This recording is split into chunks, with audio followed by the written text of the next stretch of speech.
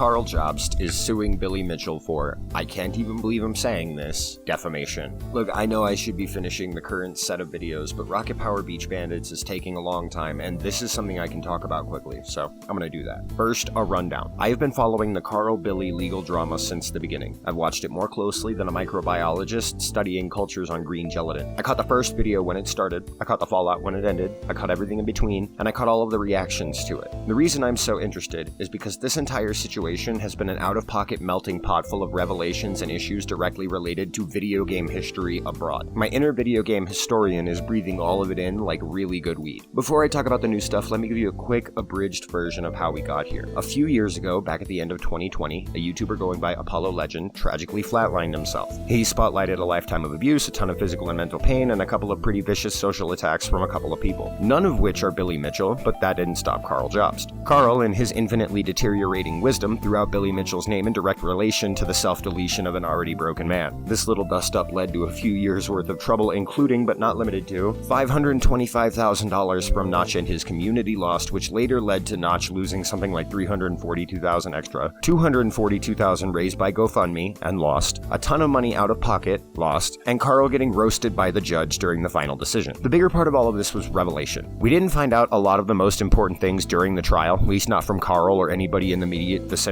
of him, but we did find out a lot of things in the aftermath of the trial, and in a lot of places it pretty much destroyed Karl's credibility. We found out that Karl had been, in the words of his lost community, misrepresenting the subject of the lawsuit. Whether intentionally or by way of ignorance doesn't really matter. Karl had his audience under the impression that this was about cheating in Donkey Kong decades ago, without ever actually directly saying what the defamation was one way or the other. He raised the issue constantly, trying to use deposition as an exposure method to prove his point, and later we found out that his lawsuit had absolutely nothing to do with video games and everything to do with Apollo Legend. Those deposition clips you see of Billy talking about the Donkey Kong issue from the lawsuit he filed against Twin Galaxies, which is a whole other crazy-ass can of worms by itself, but long story short is, they settled on a genuinely fair outcome. Literally all of this went quiet for a while after it was over. Karl went back to videos as usual, Billy celebrated and then went back to whatever Billy does, and the coverage died down as fast as it sprung up. Even though Karl suffered a minor downtick in views for an extremely short period, his recent stuff hasn't been performing bad. 3 million views in 1 month collectively. That makes the issue of the day even more ridiculous. On April 8th, 2026, Karl Jobst, representing himself, filed a defamation lawsuit against Billy Mitchell in a Florida district court for 5 counts of defamation per se, unauthorized appropriation of name or likeness, and intentional infliction of emotional distress. If you don't know what per se means in legal speak, it essentially means it was obvious and doesn't require any further proof. I'm going to break down a couple of the most noteworthy parts of this because some of it is very unhinged, but maybe arguable,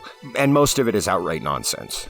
First, let's talk about how he portrays himself in the parties segment. Quote, plaintiff Karl Jobst is an individual residing in Brisbane, Australia. Jobst operates a widely viewed YouTube channel with over 1 million subscribers and substantial viewership, from which Jobst derives that income from that audience through advertising sponsorship and platform monetization. Jobst's reputation for credibility and trustworthiness is a central component of that business, and damage to that reputation directly impairs his ability to generate revenue and maintain audience engagement. He is absolutely right. In his position, credibility and trustworthiness are the lifeblood that keeps him afloat. Billy didn't ruin Karl's credibility though. As a member of the public, a lot of the public reception was that Karl misrepresented the situation, and their opinions of Billy one way or the other didn't really change. Karl hurt Karl's credibility. Nobody else did that. In the first segment of the complaint, Karl alleges defamation for Billy claiming Karl was doing illegal things during the bankruptcy process. I can't speak on whether it's true or not because I'm not the investigators that were supposed to look into it, but what I can speak on is one very important detail plunked into the middle of that. Paragraph 13, sentence 4. Quote, furthermore, prior to bankruptcy, Jobst provided Mitchell with a detailed disclosure of his financial position and offered to resolve the judgment for $300,000, an amount far exceeding the value ultimately recoverable through bankruptcy. Jobst further advised that, absent acceptance of the offer, bankruptcy would follow. Mitchell rejected the offer with knowledge of Jobst's financial position. I assume he's probably talking about Australian dollars, because that number would be far above the US dollar value he was ordered to pay, even with the aggravated damages. The only problem with that is that it's far below what he was ordered to pay in Australian dollars. He was ordered to pay 350,000 Australian dollars. I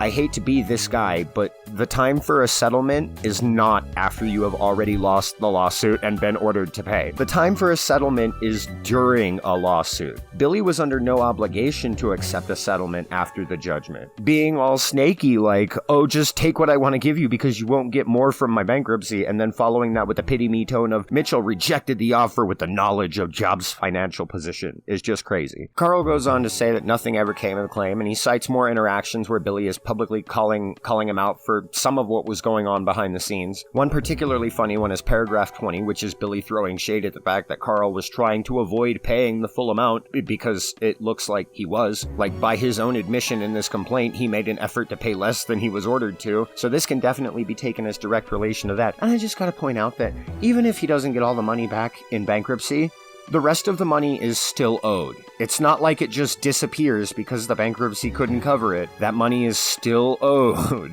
Moving beyond that, he starts digging into interactions where Billy still believes Carl is trying to undercut the ruling, but he does clarify that he doesn't believe he transferred all of his assets to his wife to avoid paying, which is one of the core issues that this lawsuit's being built on. That's something important. Billy publicly retracting that claim before the lawsuit was filed means that particular issue has already been resolved. Pretty sure whatever judge takes this is going to throw a lot of it away, because there's nothing in this opening segment that stands on any real solid legal ground. Carl goes on to say Billy alleged fraud by way of the GoFundMe campaign, and that somehow is defamatory. There's just one problem with that. The GoFundMe campaign page is still up and still visible, still readable, and I'll go ahead and read it and break it down piece by piece. Hello, you absolute legends. My name is Carl Jobston. I'm a YouTuber who often reports on video game cheaters. Last year, Billy Mitchell, star of the King of Kong and proven video game cheater, which is false, it hasn't actually been proven that he did anything, sued me for defamation, claiming damages of $450,000. In the past year alone, the lawsuit has cost almost $200,000 to defend and will cost at least another $100,000 before it's over. Nothing particularly out of the ordinary. This is not uncommon behavior for creators and public faces in legal trouble. People do this all the time. The situation is already crazy, but has since gotten much worse.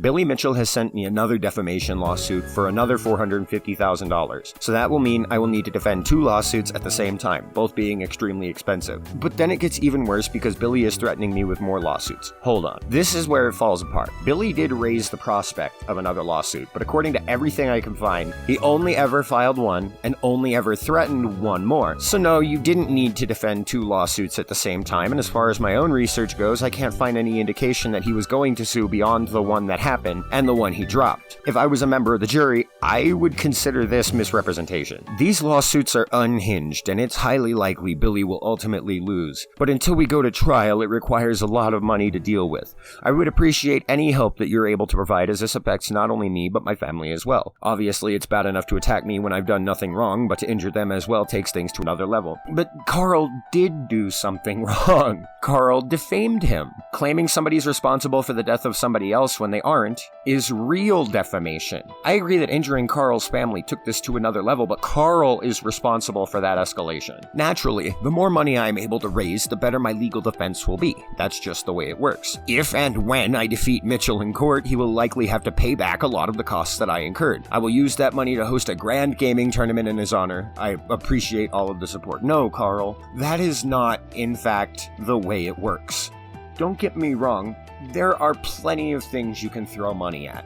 But there is no amount of money that would have made that defense winnable. You could have had the money for the greatest legal team a millionaire can buy, and they still wouldn't have been able to defend this. You had a very open and shut case of defamation where you falsely accused somebody of being responsible for somebody else's death in front of your very large audience, and then you did absolutely nothing to walk that back. So when Billy said, with the knowledge and intent to fund the existing lawsuit on false premises, that's not defamatory either. It's not even something Billy said first. It just looks a hell of a lot like what happened.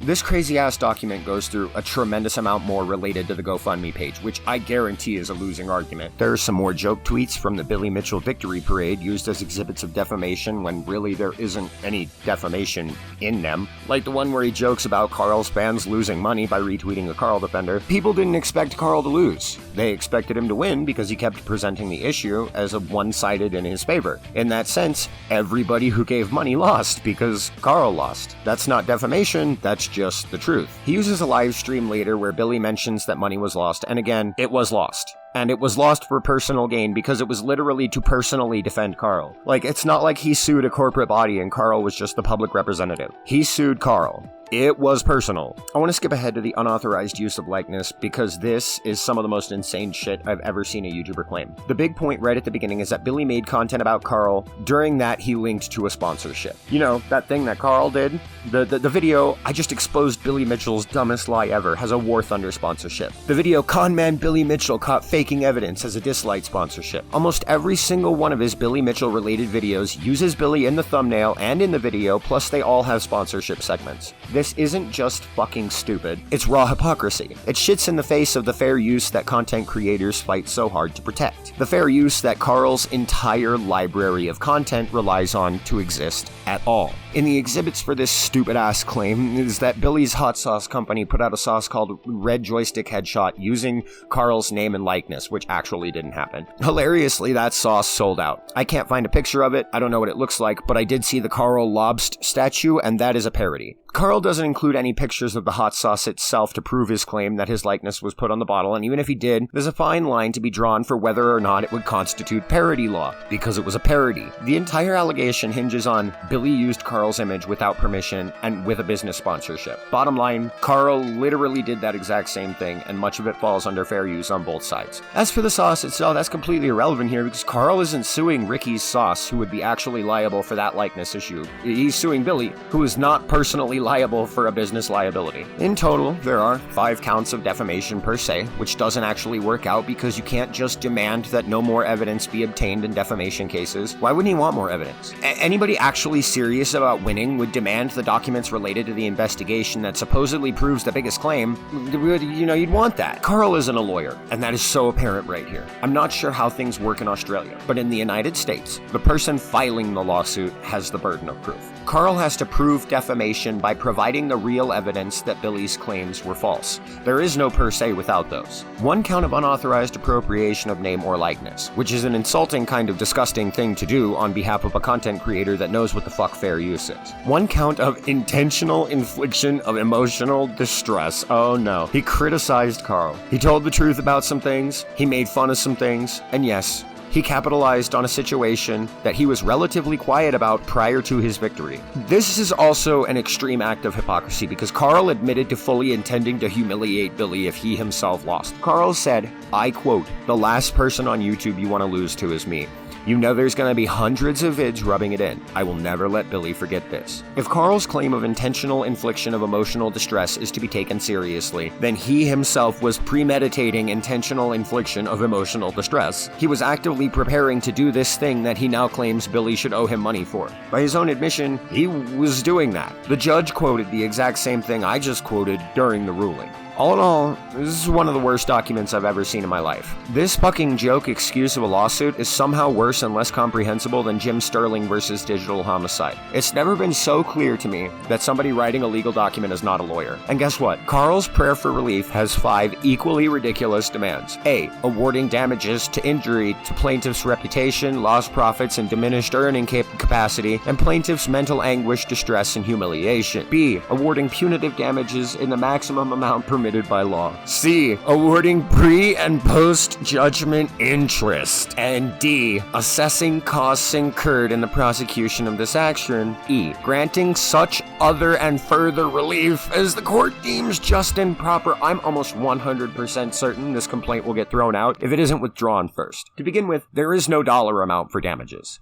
How can you get paid back for something you didn't specify? Second, all of the claims are bunk. None of them meet the requirements for their allegation. Third, the court is not going to fucking pay you to fight a frivolous lawsuit. Fourth, evidence exhibits have been presented in a complaint form where they don't belong because evidence collection doesn't happen until much later. Fifth, and this is my favorite one, there are no costs incurred in the prosecution of this action because this is not a criminal trial. There is no prosecution. Carl is dealing with civil litigation. Terminology matters. Terminology matters so much in the legal world that even if this case was perfectly airtight, this one request would still be thrown out because it literally is isn't applicable to the situation. This is just one of the many reasons why it looks so apparent that this wasn't written by a lawyer. Carl is not a lawyer, and this is good evidence of that. Filing this complaint is easily the worst decision he could have possibly made. In his position, this is the worst decision anybody could make. For one, it's going to cost money whether he represents himself or not. Him filing this means more financial distress laid on the shoulders of his family. Just filing this complaint alone cost $405, and that's with no guarantee that it'll ever make it to court. That does not look good. This document's a fucking joke, and it reads like a desperate attempt to gain a win on technicalities that don't even exist. Something with this microscopic level of substance is just going to piss off whatever judge has it slide across their desk. They're going to be personally offended by having to waste their time reading through it. I want to highlight something else from earlier. Carl says that he reached out to Billy about the financial situation. That's not real. In the exhibit filings, Carl had his lawyers reach out and provide the offer to Billy's lawyers. Billy's lawyers said that Billy didn't want to take the offer because he would need more information. They requested that Carl, under oath, disclose how he planned to raise the $300,000 because the financial records provided showed that it shouldn't be possible for Carl to have that kind of money on such short notice. The last line in their reply is, "Our client is prepared to consider more reasonable offers." So suddenly refusal to negotiate lands on Carl and his at-the-time lawyers, not on Billy. And one more thing about all this. Billy's original complaint against Carl was included with the exhibits. I genuinely do not know why Carl believed this to be relevant evidence to this case. But more than that, I don't know why he included so many absolutely savage Twitter posts where Billy roasts the fuck out of him with real shit like, "Can't wait to blow your money on fine dining experiences," and the parody Carl Lobst congratulates Billy Mitchell post. From what I see, there isn't anything here that holds water because a great percentage of it is criticism and parody law. My conclusion, aside from the genuine stupidity of this complaint, is that this is an insult and a fuck you to the very system that makes our content creation possible. When you attack somebody for exercising the practices that literally make your own channel possible, you make yourself look like a detriment. If this insanity somehow made it to court, and Carl somehow pulled a win out of his ass for it, that would be a direct slap in the face to the fair use laws that protect people. Nobody should want that to happen. And I'm pretty sure this won't go anywhere. $405 for me is diapers, wipes, and baby-safe food for a whole month. The fact that Carl is victimizing himself with this image of financial damage when he can just blow that kind of money on poorly written crap like this is offensive, and I really hope nobody takes his bullshit seriously. I don't know how this is for anybody else, but for me, his credibility has been completely shattered. There is nothing recoverable anymore. Now that I'm done with all that, you can find a link to the main channel below where I talk about games and stuff, and you can also find a link to tip if you want to help support the cause a little bit. I am sorry I have been slow about things. I could be a little faster. I could be putting out more things, talking about littler things. I could be filling the gaps in spaces, and it's just not that easy because life goes on and I've always got a lot of shit to do. So until next time, thank you, and have a nice day.